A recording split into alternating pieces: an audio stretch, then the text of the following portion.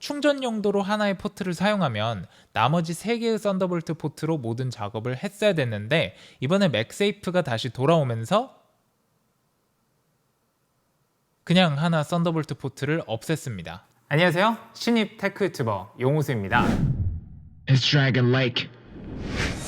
맥은 할리우드 빌보드를 포함한 영화, 음악, TV쇼 등 그러니까 엔터테인먼트 업계에서 표준으로 사용되고 있는 디바이스입니다. 그리고 이번 애플 이벤트에서도 언급이 되었듯 애플의 프로 디바이스 중에서 가장 많이 팔리는 것이 바로 맥북 프로입니다. Our Pro users rely on the Mac, and the one they choose most is the MacBook Pro.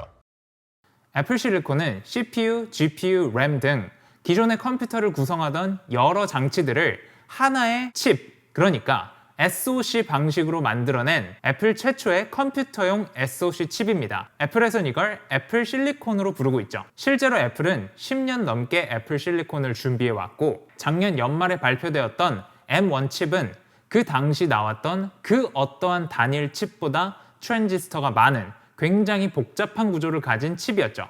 그리고 싱글 코어 기준으로 지금까지 나온 그 어떠한 CPU보다 빠른 성능을 가지고 있었습니다. 그리고 이번 10월 이벤트에서는 프로 칩이 공개되었는데 역시나 애플은 애플과 싸우고 있다라는 것을 느끼게 되었습니다. and makes things incredibly easy to use. We call it Touch Bar. The physical keys replace the touch bar, bringing back the familiar tactile feel of mechanical keys that pro users love. 뭐 여러 가지 의미로요. 지금 애플은 2년간의 과도기를 거쳐 모든 맥을 애플 실리콘으로 바꾸려는 그런 과도기에 있습니다. M1을 선보인 지 1년이 지났고 많은 우려와는 다르게 시장에서 독보적인 위치를 점하게 되었습니다. 이번 10월 이벤트는 활용 점정이라고 생각할 수 있는데요. 컨슈머 라인업에 해당하는 M1 칩과 프로 라인업에 해당하는 M1 프로와 M1 맥스를 공개함으로써 이제 컨슈머 라인뿐만 아니라 프로 라인까지 갖추게 되는 애플 실리콘 1기라고 해야 하나요? 모든 M1 라인업이 베일을 벗었습니다. 저 또한 기기를 리뷰하는 신입 테크 유튜버의 입장에서 특정 브랜드에 대한 팬보이가 되는 것을 굉장히 경계하고 있기 때문에 이번 이벤트를 그냥 무조건 좋다 라고 말하기보다는 객관적인 근거를 가지고 설명해드리기 위해서 정말 익스텐시브한 많은 자료 조사를 했습니다. 어제 하루 종일 했어요. 이번 애플 이벤트는 영상 전문가로서 그리고 신입 테크 유튜버로서 굉장히 중요하게 다룰 필요가 있다는 생각이 들어서 팬보이적인 태도보다는 객관적인 수치에 근거해서 설명을 드리려고 합니다. 제가 처음으로 구매했던 맥북은 사실 제 마음에 들지 않았었는데요.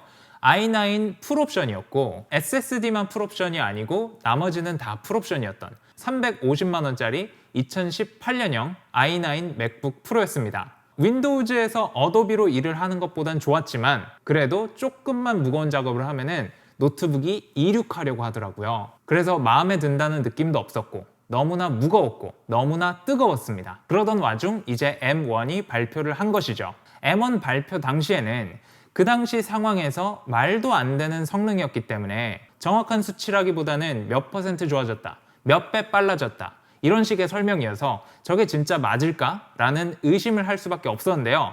실제로 세상에 나와보니 그 모든 약속들이 사실이었습니다. 이번 이벤트에서 발표된 M1 칩들도 약속한 그대로 시장에 나오게 된다면 엄청난 지각 변동이 예상됩니다. M1 출시 당시 많은 국내외 테크 유튜버들이 우려를 표현하거나 부정적인 이야기를 한 것으로 제가 알고 있는데요. 하지만 저는 에너지 효율성이라는 포인트를 가지고 굉장히 긍정적으로 평가하였고 시장도 저와 똑같은 평가를 하여 지금 M1이라고 하면 아주 독점적인 위치에 있다고 할 수 있겠습니다. 아이폰 13 프로도 디자인이 바뀌지 않았다, 노치가 이상하다, 카툭튀가 너무 심하다 등 애플이라고 하면 얄미운 전교 1등처럼 일단 까고 보는 그런 풍조가 있는 것 같은데요. 그런데 막상 뚜껑을 따보니 아이폰 13도 없어서 못 팔고 있는 실정입니다. 디자인이 안 바뀌었다고 뭐라고 하시는 유튜버분들은 경영대학원에 한번 가보시면 좋을 것 같습니다. 디자인이 항상 바뀌어야 좋은 건가요? 지금 이 나이키 신발 한번 보시겠어요? 마이클 조던이 80년대, 90년대에 신었던 그 디자인 그대로 계속해서 출시를 하고 있습니다.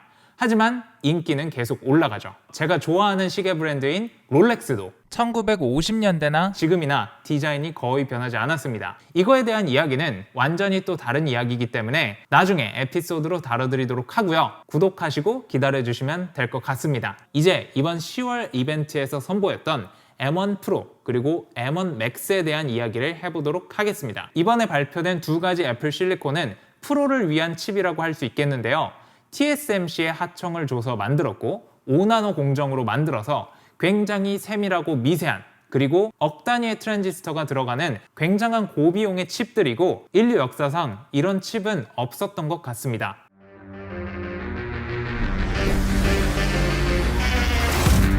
M1 프로 칩은 200GB/s의 메모리 대역폭을 가지고 있는데요.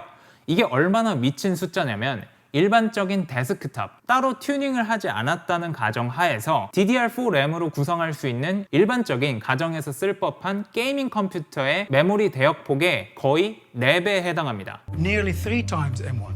8개의 고성능 퍼포먼스 코어 그리고 2개의 효율 코어를 탑재했는데요. 기존 M1 코어가 8개인데 2개밖에 안 는 거 아니냐 생각할 수 있는데 기존의 M1은 고성능 코어 4개, 효율 코어 4개로 비중이 5대5였다면 이번 M1 프로는 고성능 코어가 8개, 그리고 효율 코어가 2개입니다. 그래서 고성능 퍼포먼스 코어와 효율 코어 간의 비중이 다르기 때문에 20% 향상된 게 아닌 약 70% 빠른 성능을 가진 CPU로 재탄생하였습니다. 또한 16코어 GPU를 탑재해서 8개의 GPU를 탑재했던 M1에 비해 2배 빠른 성능을 보여준다고 합니다. 이렇게 GPU 코어가 많은데 CPU 연산 속도도 빠르다? 근데 애플 실리콘의 특성상 메모리를 GPU와 CPU가 공유하기 때문에 그래서 200GB/s라는 말도 안 되는 메모리 대역폭이 필요하게 된 거죠. 미디어 엔진도 같이 탑재하고 있는데요. H.264, H.265 등의 일반적인 사람들이 많이 사용하는 코덱을 전용으로 인코딩, 디코딩 할 수 있는 미디어 엔진이 인코딩용 하나, 디코딩용 하나, 그리고 프로레즈 인코딩, 디코딩용 하나, 이렇게 해서 3개가 들어가 있습니다. 예전에 맥 프로에서 선보였던 170만 원이었나? 굉장히 비쌌던 애프터버너라는 게 있습니다. 270만 원이나 하는 애플 애프터버너 카드는 프로레즈 코덱의 디코딩만 가속화해줍니다. 그러니까 인코딩과 디코딩 모두를 가속화해주는 이번 M1 프로 칩들보다 열의에 있는 제품이라고 할 수 있습니다. 그러니까 그 거대한 애프터버너가 장착된 것 같은 성능을 낼 수 있다는 거죠. 물론 지금 제가 사용하고 있는 이 M1 맥북 프로에도 미디어 엔진이 있습니다. 아마 그림에서 보이는 이 부분인 것 같은데요. 이번 M1 프로는 인코딩 엔진과 디코딩 엔진이 따로 있는데 기존 M1은 하나의 미디어 엔진으로 처리하게 됩니다. 실제로 테스트를 해봐야 알겠지만 H.264나 HEVC 동영상을 재생할 때 엄청난 성능 향상이 있을 것으로 생각됩니다. 저부터도 대부분 H.265로 촬영을 하고 있습니다. 지금 여러분들이 보시는 영상도 그렇고요. 기존의 영상 전문가들이 그건 압축이 많이 돼서 편집에 불리한 코덱이야 라고 하고 다녔던 게 이제 더욱더 사실이 아니게 되지 않을까 생각을 합니다. 그래서 CPU가 70% 향상됐고 GPU가 2배 많아졌고 이것도 엄청나지만 영상 편집을 하는 사람들이 느끼는 체감적인 성능 향상은 어마어마할 것으로 생각이 됩니다. 디스플레이 엔진뿐만 아니라 썬더볼트 입출력 장치, 그리고 보안칩 등등 기존 컴퓨터라면은 메인보드에 산발적으로 흩어져 있는 것들이 하나의 칩으로 모여서 제작되게 되었습니다. 이런 모든 기능들을 하나의 칩에 담다 보니 트랜지스터의 개수가 337억 개가 됐습니다. 우리가 고화소 사진이라고 하는 것들도 보면 1억 화소, 이 정도면 엄청난 고화소인데 트랜지스터가 337억 개라고 생각을 해보시면 이게 얼마나 노가다 공정인지 생각해 보실 수 있을 것 같습니다. 그리고 여기서 끝이 아니었죠. 비유를 하자면 마치 가우디가 만들었던 사그리다 파밀리아 성당을 맨몸에 사다리만 들고 만든 것 같은 정교한 노가다라고 표현할 수 있을 것 같은데 M1 맥스 칩은 570억 개의 트랜지스터를 가지고 있습니다. 이런 엄청나게 많은 트랜지스터 중에서 하나만 고장이 나도 불량품이 되기 때문에 생산 단가도 엄청나게 높았을 것으로 생각을 합니다. 자, M1 맥스에 대한 이야기를 해보도록 하겠습니다.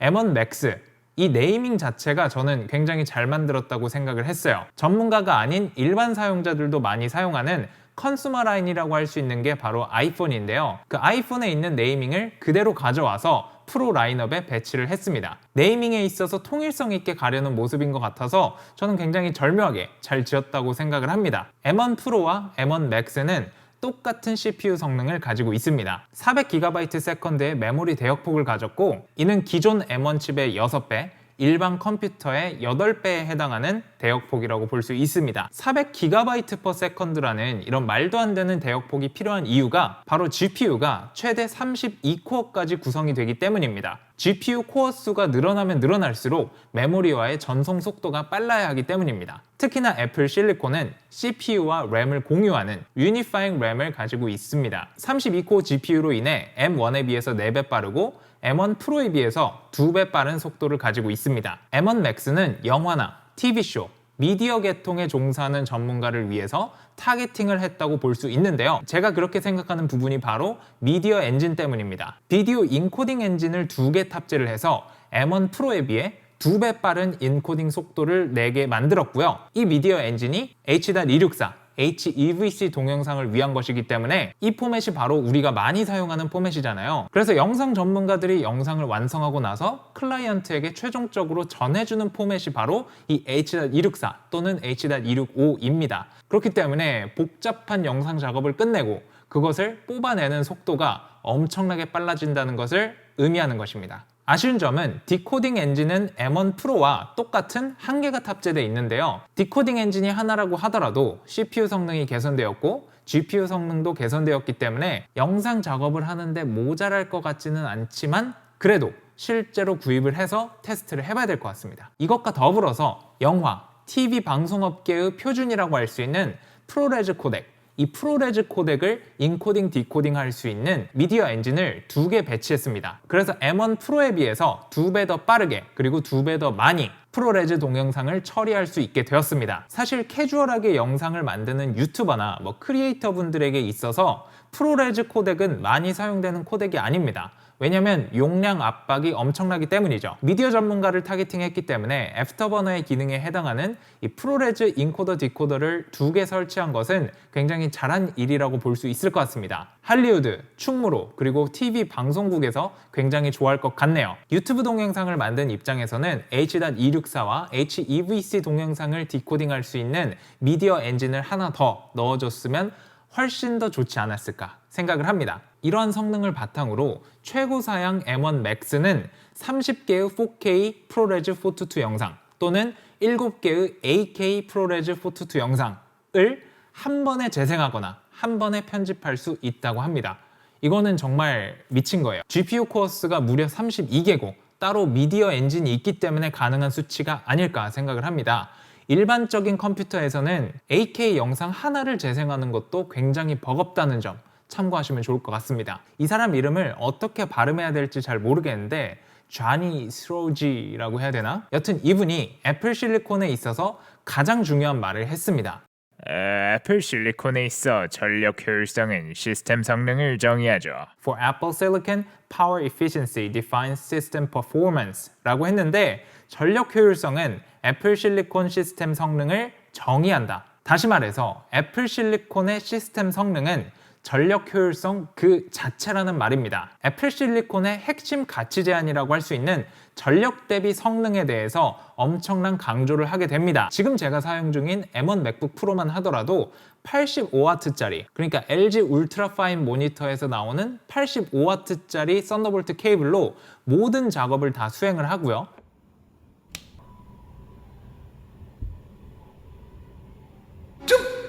이번에 발표된 프로 애플 실리콘도 11세대 인텔 코어 i7 11800H 2.3GHz CPU를 탑재한 MSI GP66 레오파드에 비해 동일 전력 기준 1.7배의 성능을 가지고 있고 70% 적은 전력으로 동일한 성능을 낼 수 있었습니다. GPU의 전력 대비 성능도 엄청났는데요. 지포스 RTX 3050 Ti를 탑재한 레노버 레지온 5에 비해 70% 적은 전력으로 같은 성능을 뽑아냅니다. M1 맥스의 GPU 성능은 더 무시무시한데요. RTX 3080이 장착되어 있는 컴팩트 랩탑인 레이저 블레이드 15 어드밴스드에 비해 40% 더 적은 전력으로 더 좋은 GPU 성능을 뽑아내며 같은 지포스 RTX 3080이 장착되었지만 더 많은 전력을 사용할 수 있어서 더 좋은 성능을 뽑아내는 하이엔드 랩탑인 MSI GE76 레이더와 비교를 해도 넘사벽 수준의 에너지 효율성을 보여줍니다. 이번 M1 프로 라인업 2종이 정말 넥스트 레벨인 이유가 뭐냐면 지금까지 말씀드렸던 이 미친 전력 대비 성능을 플러그인이 아닌 배터리로 구동되는 상황에서도 똑같이 뽑아낸다는 점입니다. 배터리 전력 상황에서는 어떤 윈도우즈 랩탑을 가져와도 비교될 상대가 없을 것 같아요. 그렇기 때문에 애플 실리콘의 장점을 모두 다 활용하고 싶다?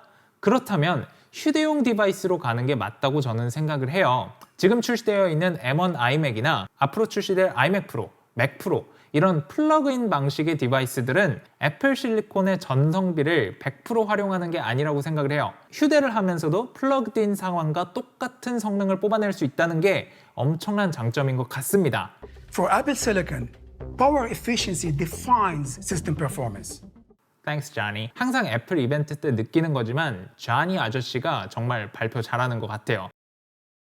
맥 OS의 개선 사항도 주목할 만 했습니다. 맥 OS를 최적화해서 CPU 성능을 끌어올렸고요. 큰 이미지 파일이나 고해상도 영상, 그리고 많은 코딩 컴파일링까지 한 번에 엄청나게 많은 것들을 띄워놓고 작업할 수 있도록 이 유니파잉 메모리에 대한 최적화도 진행을 하였습니다. CPU와 GPU가 데이터를 교환할 때 복사본을 만들지 않고 소통할 수 있게 해서 더욱더 애플 실리콘을 강력하게 만들었습니다. 메탈 이용 시 스케일링을 자동으로 해주고 코어멜 최적화를 바탕으로 머신러닝을 3배 빠르게 했습니다. 저 또한 예전에 사용을 했었던 i9 맥북 프로에 비해서 20배 빠른 머신러닝이 가능해졌습니다. 보안 기능도 강화가 되었고 모든 애플에서 만든 소프트웨어가 애플 실리콘 그리고 인텔 맥에 둘 다 호환이 되도록 유니버설 앱으로 전환이 되었습니다. 로제타2도 업데이트가 되었는데 기존의 로제타로 프로그램을 구동하게 되면 원래 애플 실리콘이 가지고 있던 성능의 한 70에서 80%만 사용할 수 있었는데 이번에 최적화를 통해 로제타로 구동될 때도 애플 실리콘의 기술적 이점들을 활용할 수 있도록 최적화가 되었다고 합니다. 지금 애플의 상황이 어떠냐면 애플 실리콘을 이용해서 안 그래도 폐쇄적이던 애플의 환경을 더욱더 폐쇄적으로, 그래서 독점적 이익을 가져갈 수 있도록 이런 추세로 가려고 하는 것이기 때문에 개발자들을 위해서 통일된 아키텍처에서 iOS, macOS, 애플 실리콘, 인텔 맥 할 거 없이 모두에서 돌아가도록 하는 통일된 아키텍처 생태계를 구축했고 지금 약 1000개의 유니버설 앱을 제공한다고 합니다. 어도비 라이트룸이나 시네마 4D 같은 전문가들이 많이 사용하는 앱들이 이 유니버설 앱으로 제공이 되고 있습니다. 그리고 영상 전문가 본캐를 가지고 있는 입장에서 다빈치 리졸브 그리고 프리미어 프로도 애플 실리콘이 가진 기술적인 이점들을 사용할 수 있게 되어서 이제 앞으로 윈도우즈 기반 컴퓨터들이 이 효율성을 따라올 수 있을지 의문입니다. 저 또한 리뷰를 했었던 인텔의 이보 플랫폼을 장착한 노트북, 이런 노트북들이 윈도우즈 시스템을 원하는 소비자들에게는 좋다고 할 수 있겠지만 M1 프로세서를 경험해본 입장에서 어떻게 보면 소비자의 선호의 영역이라고 할 수 있는 윈도우즈냐 맥 OS냐 이 선호만 뺀다면은 인텔의 이보 플랫폼이 애플 실리콘보다 좋다고 말하기는 힘들 것 같아요. 객관적인 수치상 애플 실리콘이 한 수 위에 있습니다. 로직 프로에서는 스페이셜 플러그인이 포함이 되어서 전문적인 사운드 공간감을 외부 플러그인 없이도 구현할 수 있도록 업데이트를 하였고요. 파이널 컷 프로는 드디어 오브젝트 트래킹을 적용을 했습니다. 저는 서드파티 플러그인을 이미 다 비싼 돈 주고 구매를 했는데 이제야 적용을 해서 오브젝트 트래킹이 뭐냐라고 하면은 뭐 이런 거 의미하는데 이제야 해주셔서 감사합니다. 그리고 아이폰 13에서 선보였던 시네마틱 모드에서 흐림 효과를 조절할 수 있도록 시네마틱 모드도 추가가 되었고요. 컴프레서에서는 프로레즈 트랜스코딩이 10배 빨라졌습니다. 많은 뮤지션과 영상 전문가들이 애플을 쓰는 데는 이유가 있는 것 같습니다. 그리고 이번에 제가 굉장히 재밌게 보았던 게 어도비의 태세 전환인데요. 어도비는 작년에 M1이 실제로 출시가 돼서 소비자들이 사용할 당시까지도 어도비 CC의 네이티브 업데이트가 안 돼 있어서 많은 사용자들이 불편을 호소했는데 그 당시에 다빈치 리졸브나 어피니티 포토 같은 경우에는 출시하자마자 바로 애플 실리콘 네이티브를 공개한 것과는 대비되는 행보였죠. 되게 이렇게 비협조적이었는데 이번 이벤트에서는 아주 순종적인 모습을 보여주고 있습니다. 프리미어 프로의 경우 Scene Edit Detection, 그러니까 자동으로 컷을 잘라주는 기능이 5배 빨라졌다고 하고요. 자주 사용하는 WAP 스테이빌라이저의 속도부터 시작해서 편집하는 모든 스텝에 있어서 속도를 개선했다고 합니다. 애플 실리콘에 맞춰서. 이제 어도비 CC를 주로 사용하는 전문가분들도 애플 실리콘으로 넘어오셔도 될 것 같습니다. 우리 어도비가 바뀌었어요 라고 해야 될까요? 애플 생태계에 있어서 성실히 따라가겠다는 모습을 보여준 것 같습니다. 지금까지 설명드렸던 M1 프로와 M1 맥스가 탑재되는 최초의 프로 라인업 맥은 바로 맥북 프로입니다. 일단 디자인이 한눈에 들어왔는데요. 2016년에 팀 쿡코 애플이 물리 펑션 키를 없애고 터치바를 집어넣음과 동시에 포트도 대거 삭제해서 지금 제가 가지고 있는 13인치 맥북 프로와 같이 얄쌍해지는 끝을 가지게 되었습니다. 하지만 이번 모델에서는 그 포트들을 다시 부활시켰고 그 포트들이 있을 자리가 있으려면 2016년 이전으로 돌아갈 수밖에 없었을 것 같습니다. 저는 사실 이 올드스쿨 디자인이 굉장히 마음에 드는데요. 2016년 이전부터 맥북을 사용하던 사용자분들에게는 향수를 불러일으키는 근본 있는 디자인으로 다가올 거라고 생각하고 저는 개인적으로 1세대 맥북, 이 맥북의 디자인적인 유전자를 계승한 것 같아서 굉장히 마음에 들었습니다. 애플의 아이폰 12, 아이폰 13도 그렇고 예전의 클래식 디자인을 계승하려는 어떤 트렌드가 생긴 것 같은데 바뀌지 않는 브랜드 고유의 어떠한 원형을 찾아가는 것 같아서 저는 보기 좋았습니다. 개선된 열 관리 시스템과 벤틸레이션 구조로 공기를 더 많이 들어올 수 있게 했다고 하는데 중요한 핵심은 뭐냐? 팬이 저속으로 돌아가도 쿨링이 극대화될 수 있도록 디자인했다는 점입니다. 이 점을 이번 이벤트에서 굉장히 강조했어요.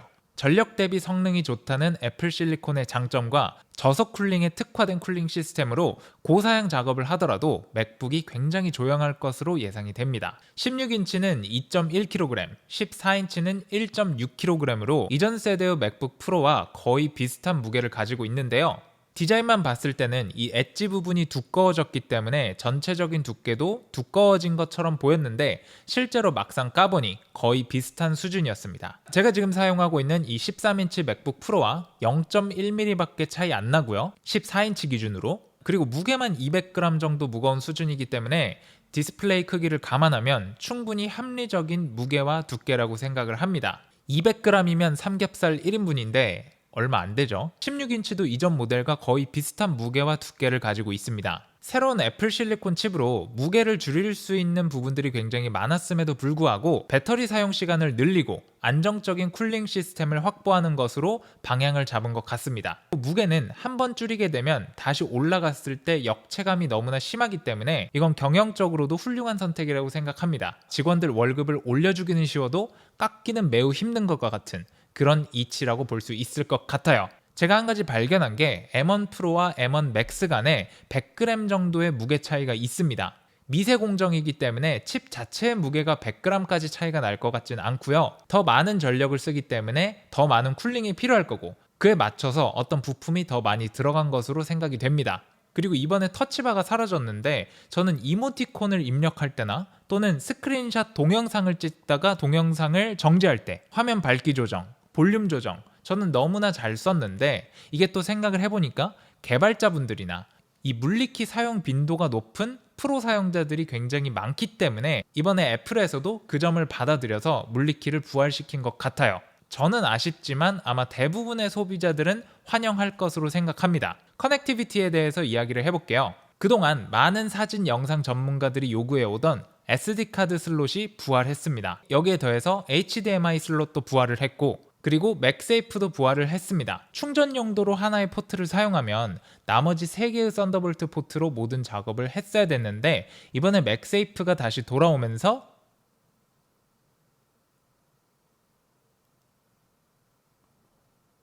그냥 하나 썬더볼트 포트를 없앴습니다.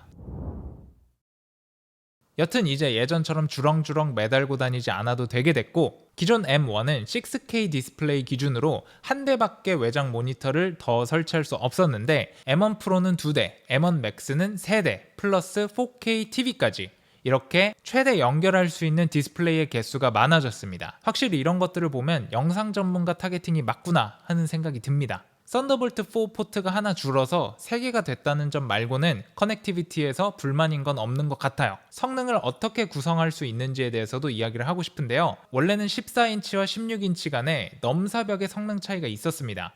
하지만 이번에는 14인치에도 16인치 풀옵션을 똑같이 넣을 수 있습니다. 최소 사양은 14인치에서만 가능하다는 것을 빼면 어떠한 지점이든 내가 선택해서 내가 원하는 성능대로 구현할 수 있습니다. 최대 10코어 CPU, 32코어 GPU, 그리고 최대 64기가 유니파잉 메모리까지. 이번에 SSD 옵션이 대폭 향상되었는데요.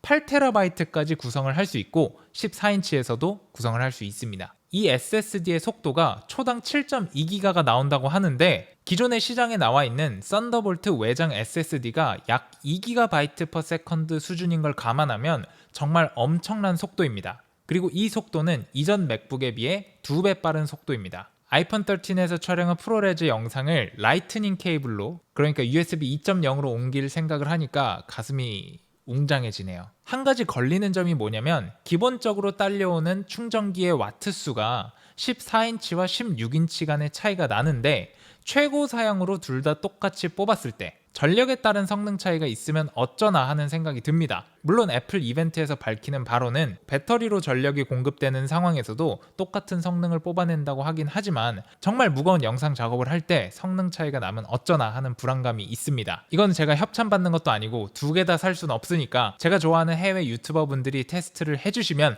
제가 슬쩍 언급하도록 하겠습니다. 이번 디스플레이도 애플의 어떤 패밀리 룩을 따라가려는 느낌인데요. 사람들이 노치 디자인을 별로 안 좋아한다는 것을 제가 알고 있는데 솔직히 노치 디자인은 여러분들의 마음가짐에 달려 있어요. 저는 이걸 물이 반밖에 없네? 물이 반이나 있네? 이펙트라고 하는데 아이폰 노치 디자인도 노치가 디스플레이를 가린 게 아니라 원래 가려져 있던 노치에서 옆부분을 확보한 거예요. 사실 윈도우즈 진영은 예전부터 베젤이 엄청나게 얇았는데 맥북은 베젤이 항상 두꺼웠어요. 지금 이 맥북도 베젤이 꽤나 두꺼운데 베젤을 줄이면서 더 많은 공간을 준 것이지 노치가 공간을 뺏어간 건 아니죠. 그래서 물이 반이나 있네 라고 생각을 하면은 노치 디자인에 납득이 가기는 개뿔, 그냥 없어졌으면 좋겠습니다. 하지만 노치 디자인에 대해서 저는 극불호는 아니거든요. 그냥 별로 상관없다라는 입장인데 맥에서 구동되는 모든 프로그램은 메뉴바를 가지고 있기 때문에 어차피 위쪽 공간은 쓰지 않는 공간이에요. 그래서 노치가 있다고 해도 디스플레이가 더 확장되는 것이기 때문에 저는 불만은 없을 것 같습니다. 그래서 전작 대비 베젤 두께가 60% 얇아졌고 저는 이 노치 디자인에서 제일 궁금한 게 마우스 커서를 옮기면은 이게 이 노치에 부딪힐까? 아니면 그 밑으로 움직일까?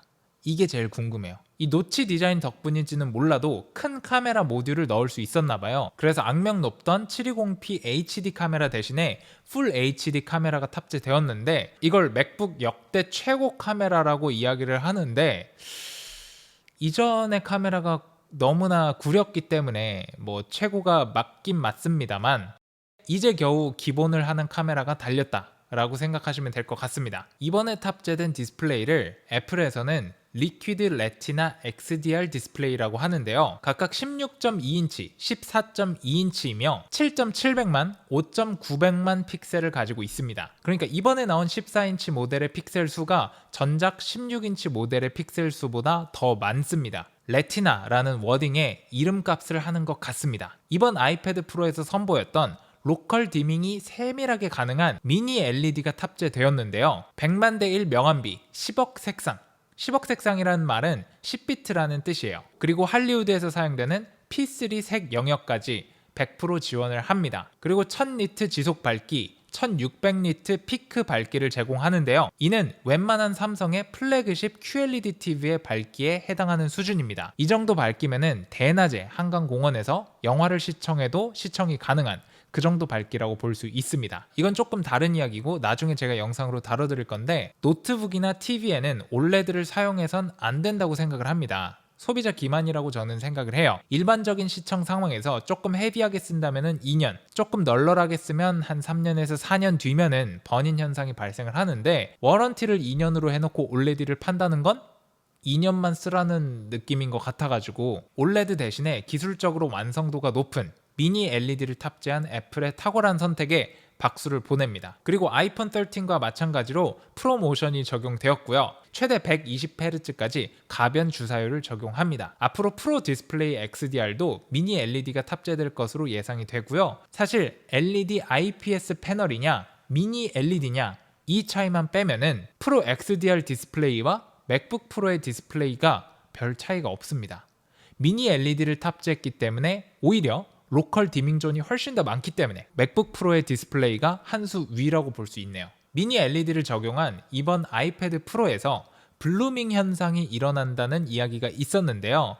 네, 블루밍 현상이 일어납니다. 어떤 상황에서 일어나냐면요. 깜깜한 암실에서 밝기를 최대로 켜놓고 이렇게 보는 게 아니라 이렇게 감상을 했을 때 블루밍 현상을 일부 관측할 수 있었습니다. 그러니까 일반적인 상황이라면은 블루밍 현상이란 용어 자체를 알 필요도 없을 정도로 신경 쓰지 않아도 된다는 게 제 생각이고 저 같으면 전혀 걱정하지 않고 그냥 쓰겠다라는 결론을 내렸습니다. 마이크는 스튜디오 퀄리티라고 애플에서 주장하는 마이크가 달렸는데 마이크 3개를 통해서 어떠한 컴퓨테이셔널적인 처리를 통해서 좋은 음질을 구현해내는 것 같습니다. 일례로 노이즈 플로어가 굉장히 낮은데 60% 감소했다고 해요. 컴퓨테이셔널 기능을 이용해서 좋은 음질을 보여주는 것으로 생각됩니다. 실제로 맥북과 아이폰의 마이크는 제가 나레이션을 해서 상업 영상에 사용해도 손색이 없을 만큼 좋은 음질이 나옵니다. 그리고 스피커에는 2개의 트위터와 4개의 우퍼가 달렸는데요.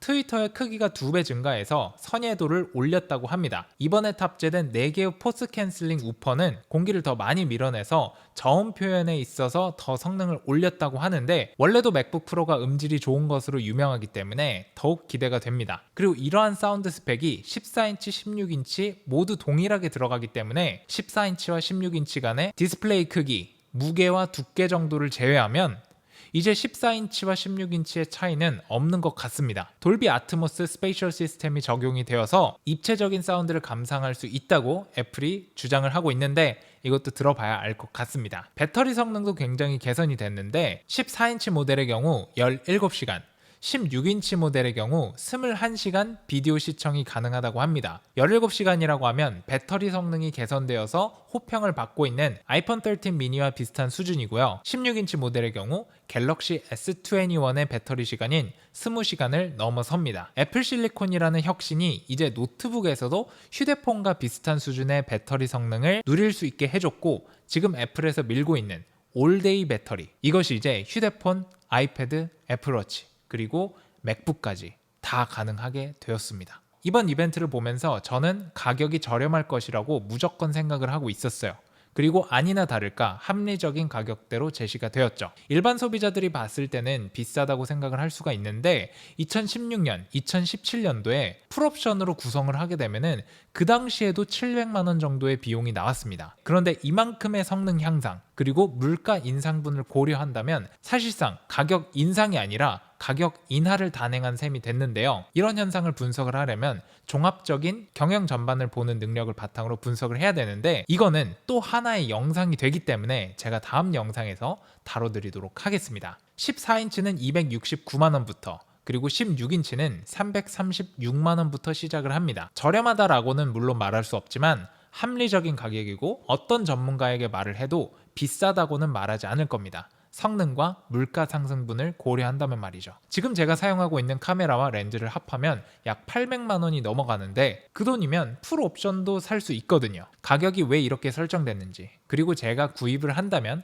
어떤 모델을 어떤 옵션으로 구매할지 이거 다음 영상에서 다뤄드릴 테니까 구독하고 알림 켜주시면 감사하겠습니다. 한 가지 명심하셔야 할 건 지금 제가 사용하고 있는 이 맥북 프로에서도 제가 하고 있는 전문적인 영상 작업이 모두 가능하다는 점입니다. 일반인들은 잘 모르시겠지만 프록시라는 기능을 활용하게 되면 솔직히 8K로 가지 않는다면 4K 120프레임/세컨드까지도 정말 원활하게 사용을 할 수 있고 전문적인 외주 작업 영상부터 제가 지금 제작하고 있는 온라인 강의 영상까지 너무나도 원활하게 제작이 되고 있습니다. 그렇기 때문에 음악이나 영상 등 미디어 계통의 프로페셔널이 아니라고 한다면 그러니까 문서 작업 위주로 프로페셔널한 활동을 하는 변호사라던가 회사원이라던가 이런 분들은 M1으로도 여러분들이 원하는 모든 작업을 하는데 불편함이 없으실 거고요. 크리에이터라고 하더라도 고가의 카메라로 영상미를 표현하는 게 컨텐츠가 아니라고 한다면, 그러니까 대부분의 크리에이터죠. 그런 분들이라면 M1으로도 충분히 편집을 하실 수 있고 성능이 모자라서 스트레스를 받는 일은 없으실 것입니다. 지금 저희 사무실에 제가 작업용으로 쓰는 컴퓨터는 딱 요거 한 대예요. 그래서 정리하자면 이번에 나온 맥북 프로는 전문가용이다, 이렇게 정리할 수 있을 것 같습니다. 애플은 이번 이벤트를 기점으로 완전한 애플 실리콘 전환에 한 발짝 더 다가갔습니다. 그동안 투자했던 막대한 R&D 비용이 결실을 맺는 순간이었어요. 제가 생각컨대 애플은 앞으로 당분간 엔터테인먼트 미디어 업계에서 가지고 있던 표준이라는 자리를 더욱더 공고히 하는 독보적인 업계 표준 타이틀을 획득할 것으로 보입니다. 저는 사실 인텔을 지켜보면서 무어의 법칙이 깨진 줄 알았어요. 그런데 이번 애플 실리콘을 보니까 깨진 게 아닌 것 같았습니다. 팀쿡 초창기에 애플이 프로를 위한 제품보다 컨슈머 가전 회사로 나가는 것 같아서 제가 실망을 했던 적이 있습니다. 치즈 강판 맥 프로가 나올 때 정점을 찍었었죠.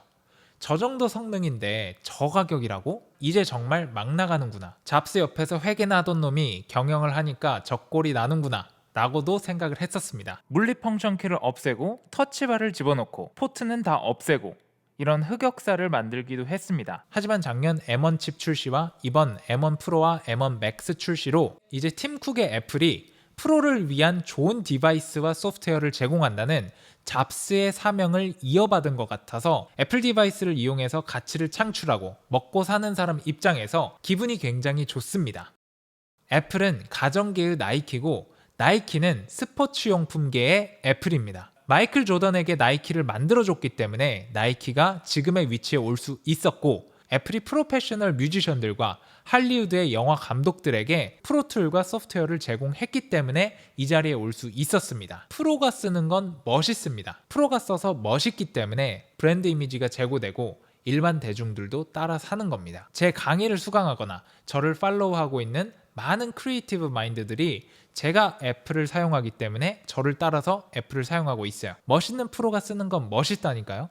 기업이 괜히 광고비로 수억 수천을 쓰는 게 아니에요. 저는 이런 기계의 팬이 되진 않아요. 단순히 제 상상력을 더 잘 구현해주고 더 편하게 해주는 그런 제품들을 찾아다닐 뿐입니다. 그러한 기준으로 봤을 때 굉장히 기념비적인 이벤트였다고 생각을 하고요. 프로를 위한 제품을 신경 써서 다시 만들기 시작한 애플에 감사함을 표현하면서 이번 영상 마치고자 합니다. 이번 맥북 프로는 출시가 되면 저도 바로 구매해서 사용을 할 거고요. 구독해 주시면 좋은 영상으로 보답해 드리겠습니다. 그럼 저는 다음 영상에서 찾아뵙겠습니다. 들어가세요. See you soon, guys.